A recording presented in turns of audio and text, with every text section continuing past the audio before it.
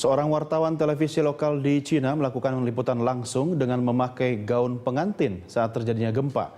Reporter bernama Chen Ying sedang berdirias di sebuah studio foto jelang pesta pernikahannya ketika gempa terjadi.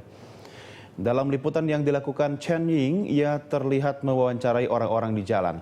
Ia juga memberikan laporan langsung menceritakan pengalamannya sendiri saat gempa.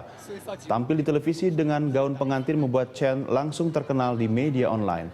Banyak orang menyebutnya sebagai pengantin paling indah di dunia. Setelah melakukan wawancara sekitar 10 menit di jalanan, Chen melanjutkan pernikahan dan kembali bekerja setelah upacara yang singkat.